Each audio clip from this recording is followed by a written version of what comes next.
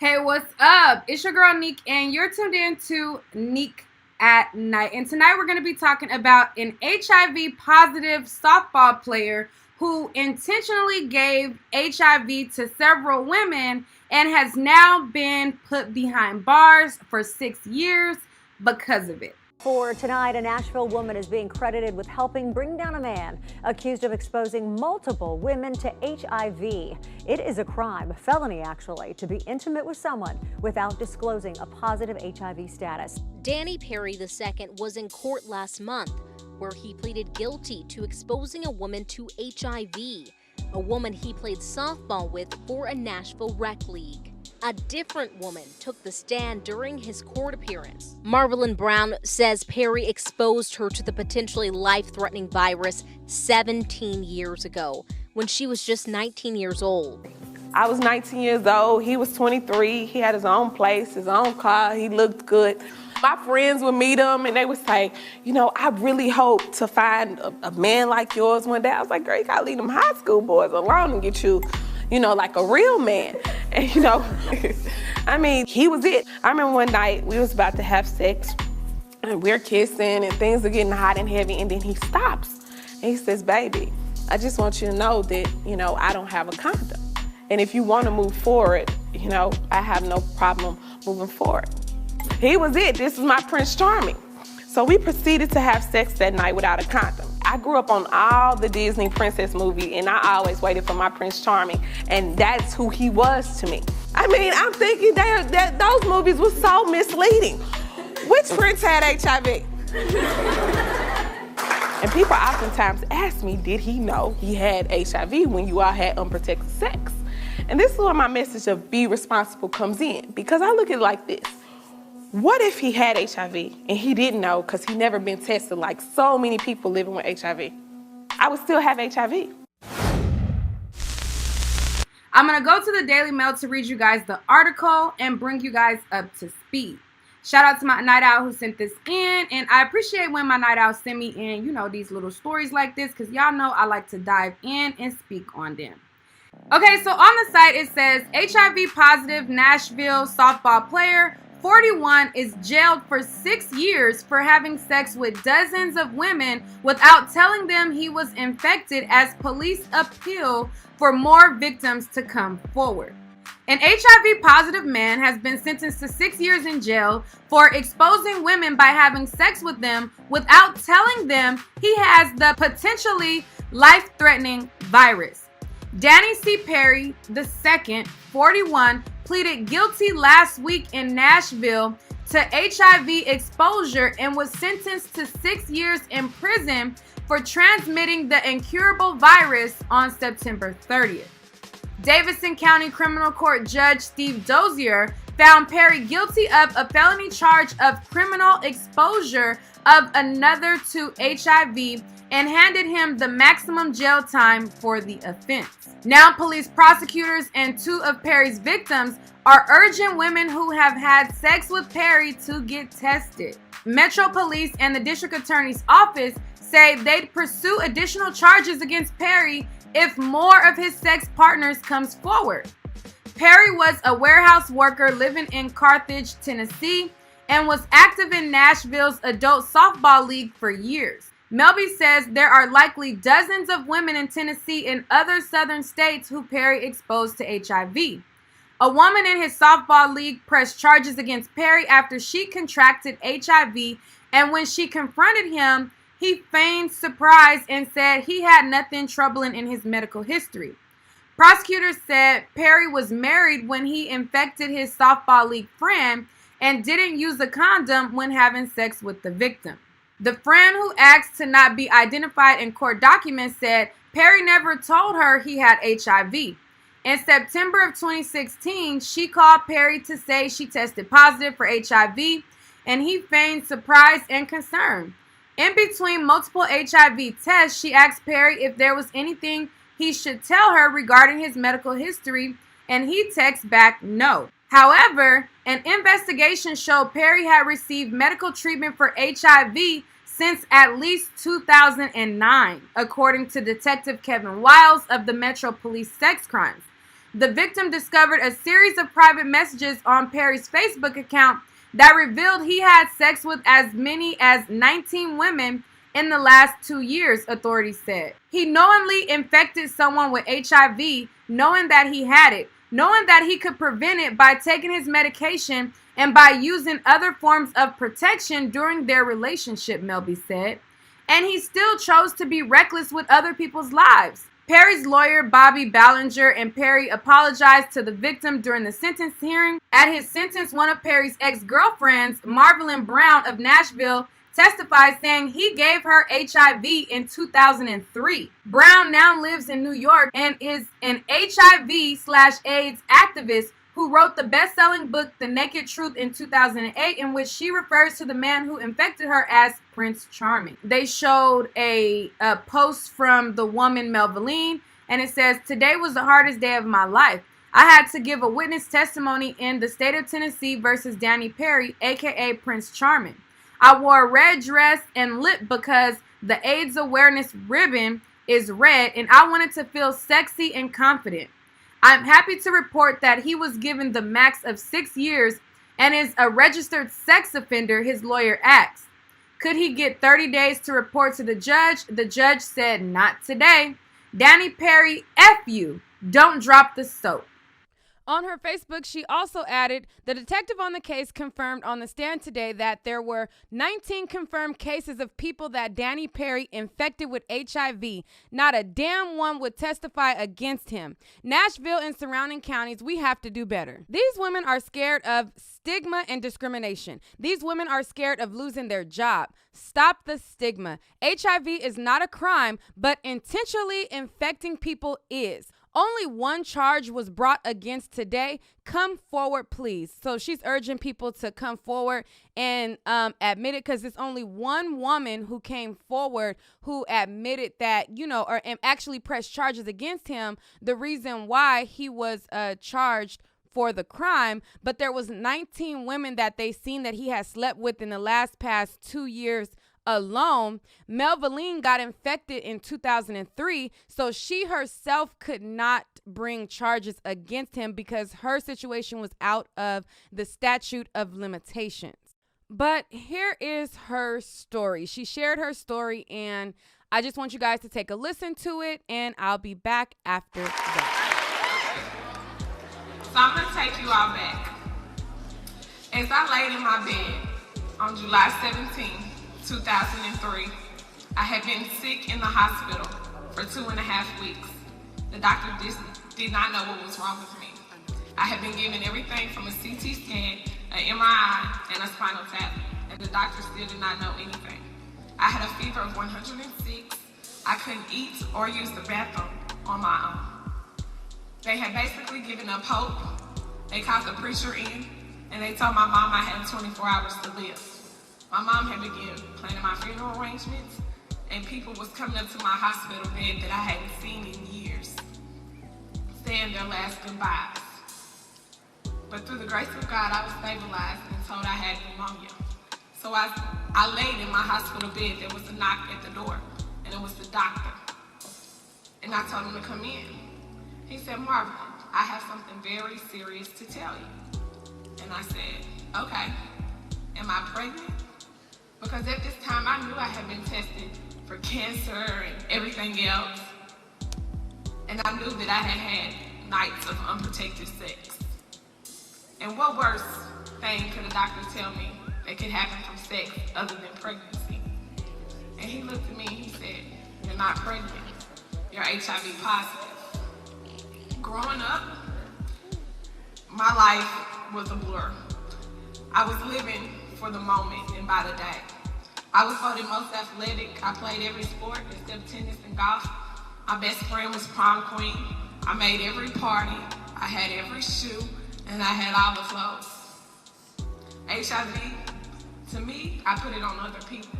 I put it on gay men, IV drug users, prostitutes. I put it on anything other than me. I never thought I could have HIV, so it was the last thing on my mind. So as I sit there and the doctor told me that, I looked at him and I said, "I have AIDS and I'm gonna die." And he said, "No, you don't have AIDS and you're not going to die. At that moment, I knew whatever I had thought about HIV was untrue. All the misconceptions I had heard, all the myths, at that moment, it just didn't click. I wanted more information about HIV, so I began picking up the phone. The very first person I called was my best friend. And she told me that she was at work, and as soon as she get off work, she was gonna come and see me. So I called my next friend, who was 8 months pregnant at this time, and I was actually supposed to be the godmother of the child that she was carrying. And I said, I'm HIV positive. And she told me that she didn't want me to be the child's godmother, and she hung up the phone in my face. So I went on, and I called my sister, who was at work and was very nervous. Then I called my aunt, and then my mother. And once I got to my mother, she told me, do not tell anyone else anything. And if they truly want to know what's wrong with you, just tell them you had cancer. I didn't have to tell anyone anything else about me, because the day I found out I was HIV positive, my community of Nashville, Tennessee found out I was positive as well. My story just started to spread. People were coming up to my hospital just having to get a look and just to see if it was actually true of me having HIV. At this time, I still didn't know anything more than what I knew about HIV at first, which was absolutely nothing. Growing up, when I heard of HIV, I always heard STDs separately, so it never dawned on me that I can contract the virus sexually, because it was always STDs and HIV, and then you heard about hepatitis, and I'm thinking, well, if HIV was an STD, it would be in the same bracket as gonorrhea, chlamydia, and herpes, and all these things, and it wasn't true. So at this time, everyone was wondering, well, where did she get HIV from? And it was one day, I was supposed to go to work, and I decided not to go to work. I went to the park instead, and while I was at the park, I seen this guy, and he was really cute. And I just, started looking, really didn't think too much more about it until I seen him looking back. And I decided, well, I may have a chance with this person. So we began talking and exchanged numbers, and we started a relationship. He was 23 years old at the time, and I was only 19. He had his own place, his own car, he had a few jobs. I used to tell my friends about him, and they used to be like, oh, I'm kind of jealous, and all this other stuff. So I really thought, I was doing something. So it became one night, we were ready to have sex, and he told me he didn't have a condom. And at this time, I began thinking, he knew that I wasn't on birth control. So it meant he could see me as his baby mother. I felt special. When he told me he loved me, it meant I loved myself even more, just because he loved me. It made me just feel special and honored that he wanted to do all these things. So I proceeded to have sex with him without a condom. And it took me 3 weeks later to be in the hospital, sick with pneumonia. So I picked up the phone and I called him and I let him know that I was HIV positive. And he told me that he was sorry. So once I got out the hospital, I started living my life. Not necessarily living, I was basically waiting to die. I had given up hope on myself because I had experienced stigma already, and I wasn't even positive for more than a week. I went back to school where I was forced to just drop out, because every time I went somewhere, people would point and laugh and say, oh my God, that's the girl with HIV. I was scared to go around my family because when I was around them, I was forced to eat off paper plates, plastic silverwares. I had to wash my clothes separately. No one really understood what HIV was. I was shunned out of my church. They didn't want me there because I was HIV positive, and they always wanted to put fornication and the devil in the same sentence that they put HIV in. So at this time, I started living in my car. I was homeless. I didn't know where to go, who to turn. I just waited to die. I even went to Walmart and I said, I'm gonna take a obituary picture, because if I'm gonna die, I want the cover of my obituary to look good. So I went and I took the picture. And one day when I was driving home in my car, my home was the Walmart parking lot, by the way. As I was driving home, I looked up and I seen brake lights. And once I seen these brake lights, I barely jerked the wheel to the left. And I remember losing control of the car. And the car spins across 4 lanes of traffic. And it turned completely around and it faced the oncoming traffic. A tractor trailer was heading my way full speed. And I seen the tractor trailer hit its brake and smoke start coming up on both sides. And I just looked and I was just like, oh man, I'm about to die. So I just closed my eyes.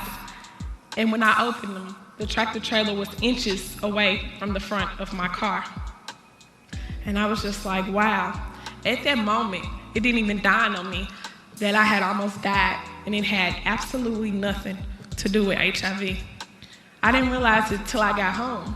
And I realized how much time, at this time it had been 6 months, me living with HIV, looking in the mirror, waiting to die.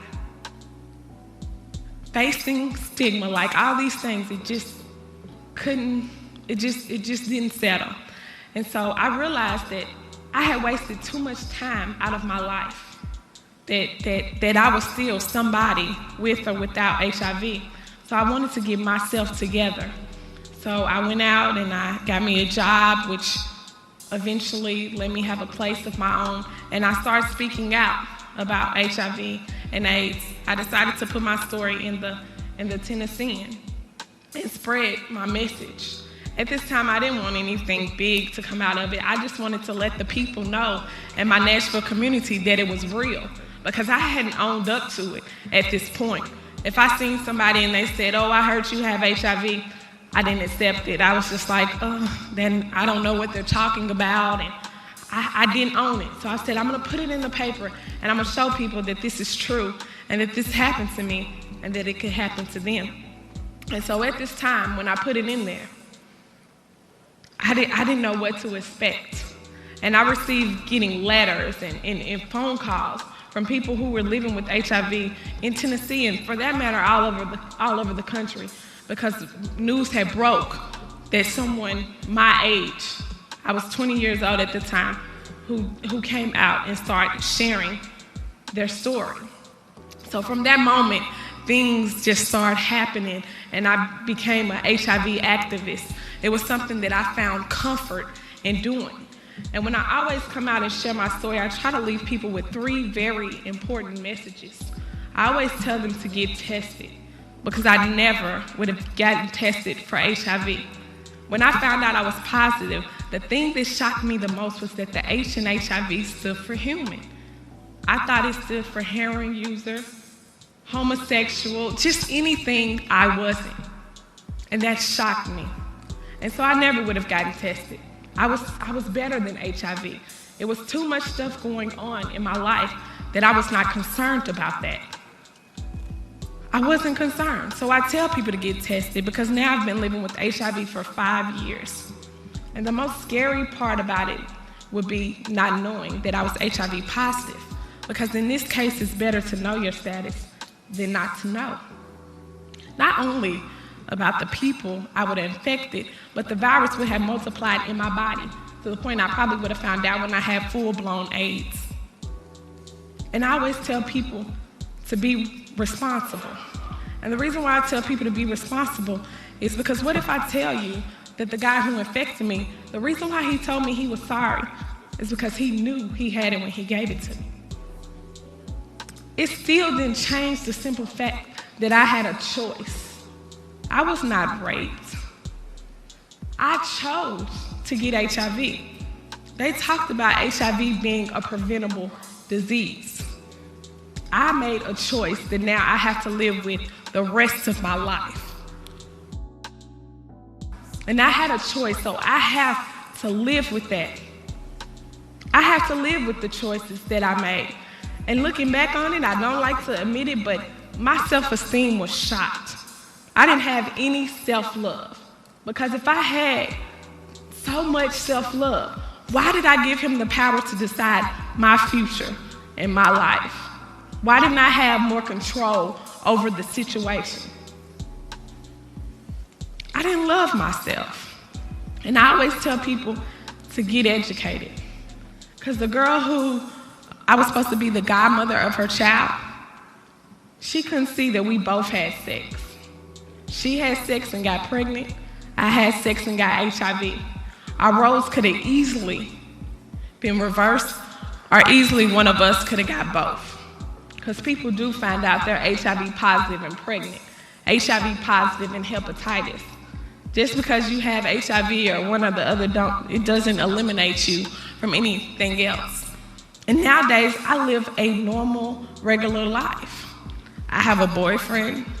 I'm very happy. I see marriage and kids in my future. I have an autobiography coming out. I just won an Emmy. Thank you.